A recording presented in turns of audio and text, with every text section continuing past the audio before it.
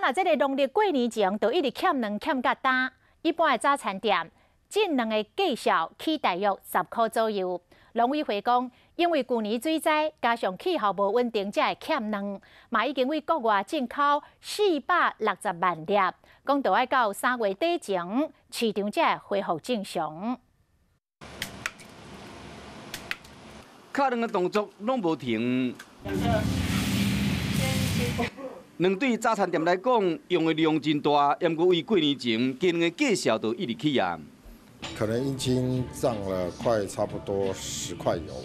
这间店伫台北有12间分店，每一天需要几百粒卵。烦恼讲卵价一直起，成本增加。最新产地价销是36块半，配合价是45块。农委会讲，目前为中南部的产地会调度鸡卵到北部，那呢价销就会较回稳。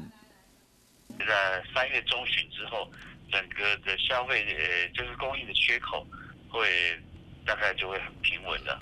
鸡卵之所以起价，甲去年823水灾引起60万只的卵价，加上天气无稳定有关系。尤其是北部需要的量真大，捌买无卵，加在有进口的鸡卵。进口一部分的鸡蛋从美国、日本，数量大约在460万颗。因为进口袂少的种鸡都开始生卵，所以讲最近卵会比较较细粒，这是正常的现象。要便利商店为了调节市场的需要，进口乌鸡纳外的鸡卵，无鸡卵通买，互民众大力烦恼。主管机关农委会目标定伫3月底之前，会互鸡卵的市场恢复正常。